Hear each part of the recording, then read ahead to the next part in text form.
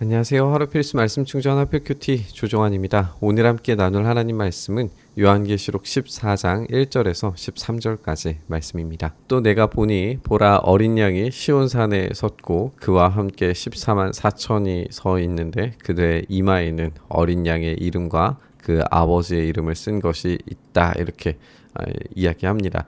어린 양은 우리가 계속 이제 살펴보고 있는 것처럼 예수님에 대한 상징이죠. 우리는 예수님께서 유다의 사자와 같은 분으로 그리고 죽임당한 어린 양으로 소개되고 있는 걸 우리가 읽어왔습니다.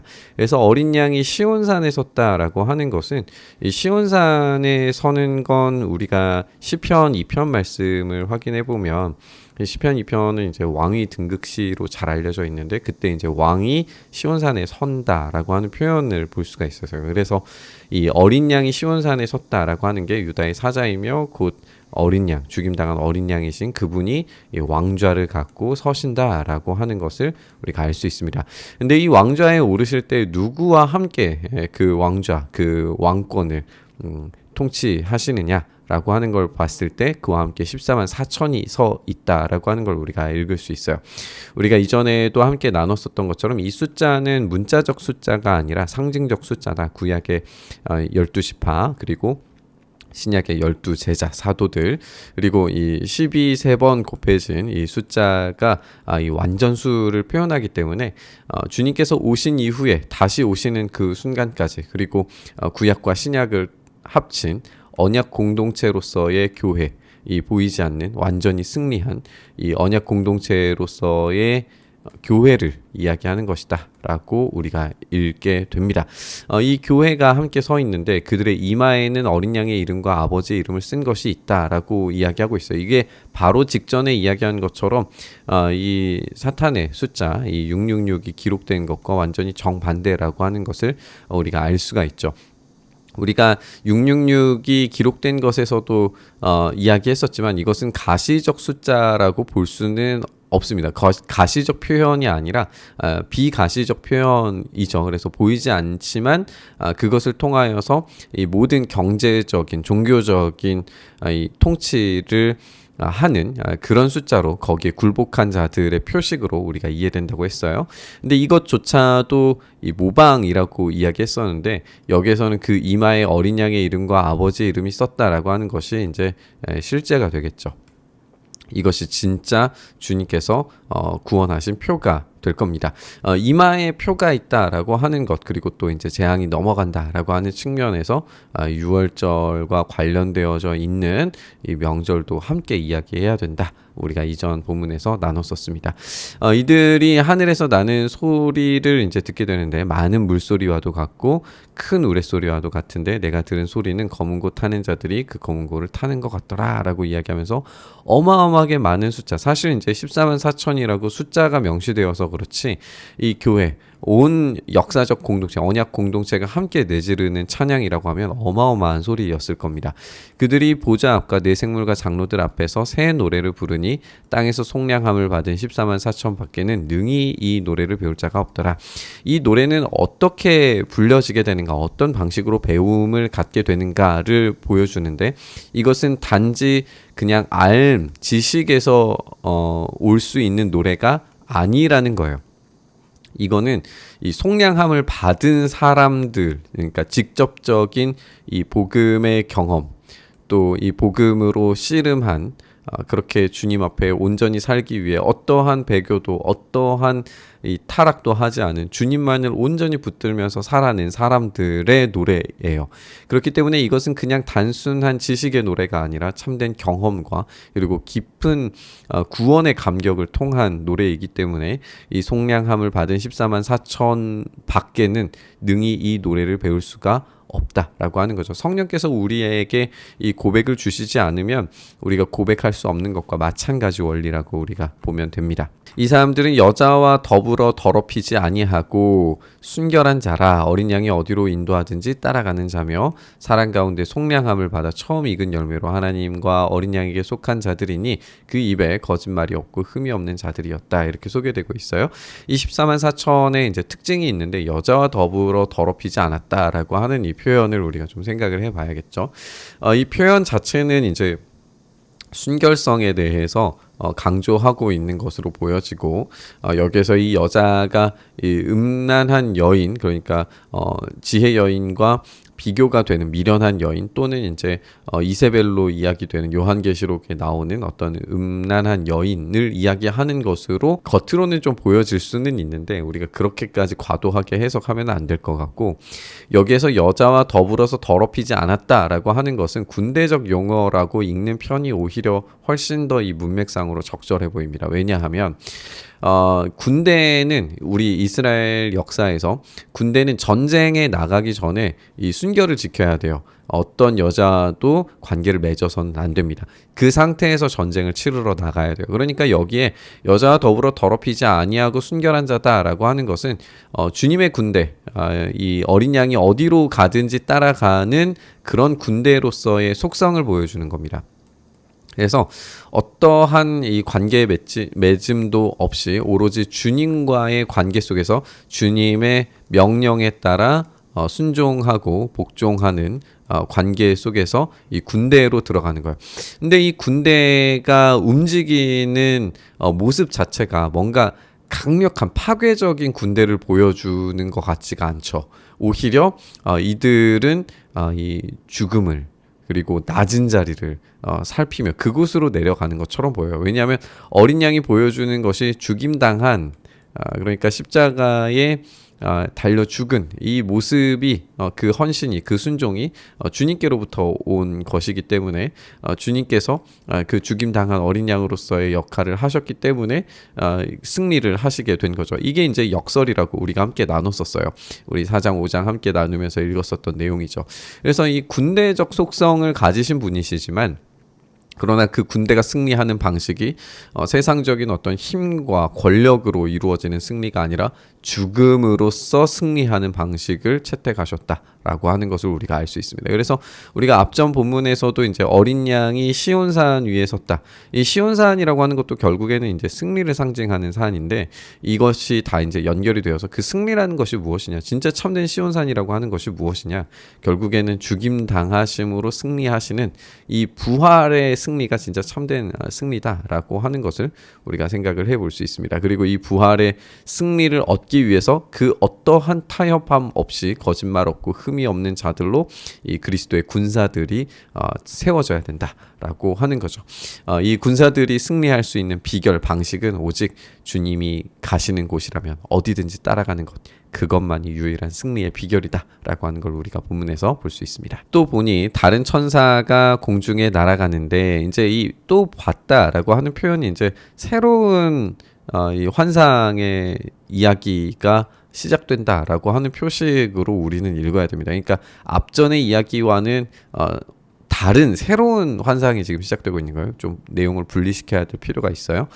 다른 천사가 공중에 날아가는데 땅에 거주하는 자들 곧 모든 민족과 종족과 방언과 백성에게 전할 영원한 복음을 가졌어요. 근데 이 영원한 복음의 내용이 뭐냐면, 큰 음성으로 이르되 하나님을 두려워하며 그에게 영광을 돌려라. 이는 그의 심판의 시간이 이르렀음이니 하늘과 땅과 바다와 물들의 근원을 만드신 이를 경배하라 하더라.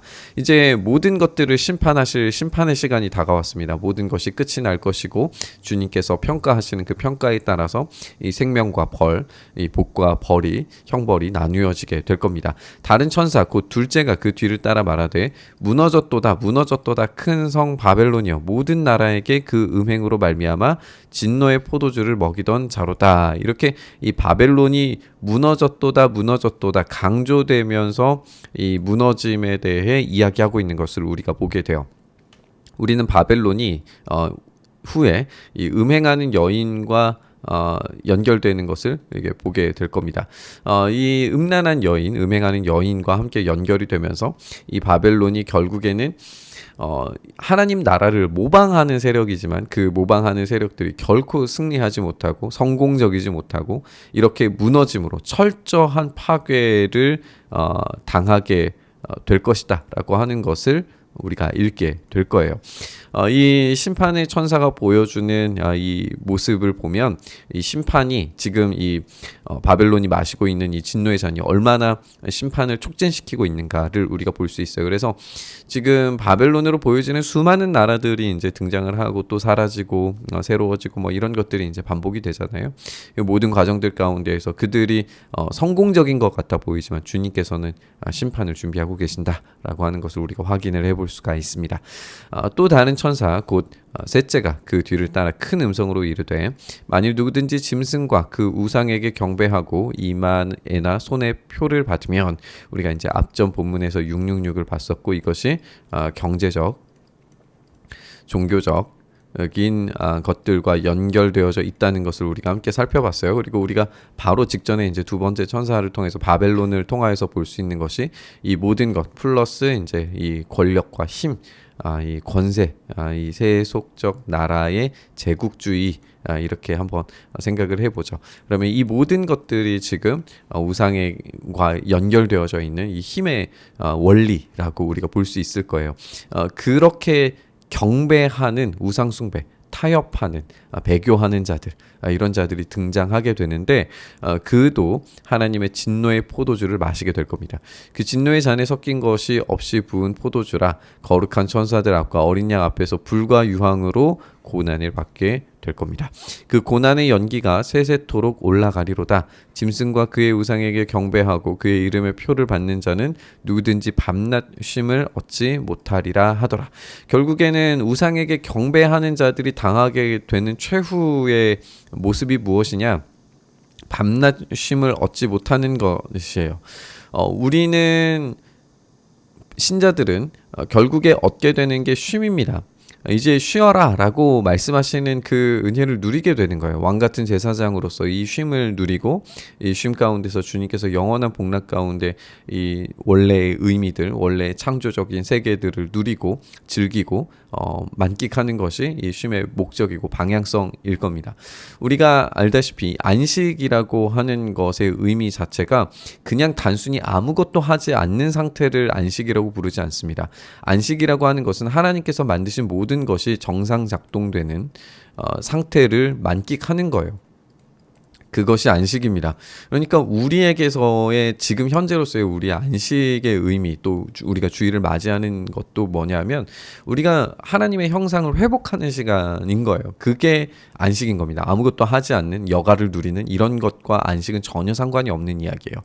그런 식으로 생각을 했을 때 여기에 밤낮 쉼을 얻지 못하리라 라고 이야기하는 것은 그냥 단지 계속 지속된 어떤 고통을 받는다라는 것도 물론 맞고, 거기에 더하여서 이들이 하나님의 형상으로서 누려야 하는 그 정상적 상태에서 완전히 벗어나 있다는 거예요.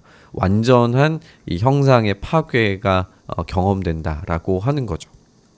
이것이 얼마나 끔찍할 것인가를 우리가 생각을 해봐야 됩니다.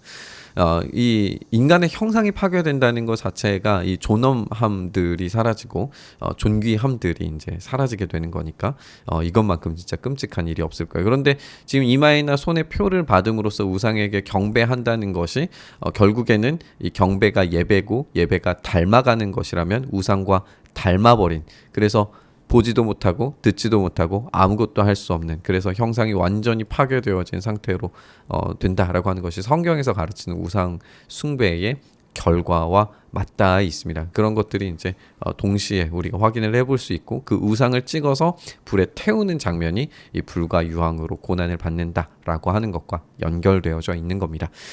그런데 이제 그와 반면에 이제 참된 쉼을 얻는 이들, 우리 성도들은 인내가 여기에 있으니 그들은 하나님의 계명과 예수에 대한 믿음을 지키는 겁니다. 그 어떠한 어려움에도 불구하고 그 믿음을 지킬 때 주님께서 우리의 참된 형상을 회복시켜 주시겠죠. 또 내가 들으니 하늘에서 음성이 나서 이르되 기록하라, 지금 이후로 주 안에서 죽는 자들은 복이 있도다 하시매 성령이 이르시되 그러하다 그들이 수고를 그치고 쉬리니 이는 그들의 행한 일이 따름이라 하시더라.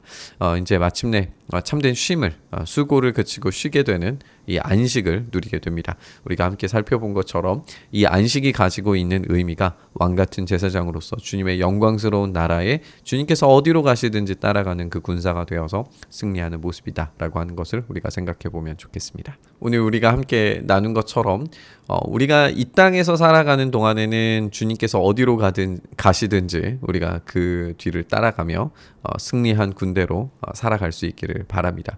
그리고 마침내 최후의 순간이 왔을 때에 주님께서 우리에게 주시는 건 그 모든 수고에 대해서 갚아주시고 참된 쉼 그리고 참된 안식을 우리에게 주셔서 우리에게 원하셨던 그 참된 의미와 목적, 우리 인생의 의미들을 발견할 수 있도록 반드시 만드실 겁니다. 우리가 그 안에 있어서 참된 주님이 만드신 우리를 창조하신 그 의미를 회복하고 또 누리고 만끽할 수 있는 그 마지막 순간이 속히 오기를 간절히 바라면서 우리 묵상의 자리로 나아가시죠. 주님, 우리가 쉼 없이 이 시대를, 이 세상을 살아가고 있지만 주님 안에서 참된 쉼과 안식을 누릴 수 있기를 간절히 바라고 소망합니다. 그렇게 우리의 삶을 만지시고 붙잡아 주셔서 주님의 통치 안에서 우리가 주님이 어디로 가시든지 따라감을 통하여서 우리에게 참된 안식, 참된 만족 경험할 수 있게 하여 주시기를 간절히 바랍니다. 그렇게 오늘도 살아갈 수 있게 하시기를 간절히 바라고 소망하며 우리 주님 예수님 이름으로 기도드리옵나이다. 아멘.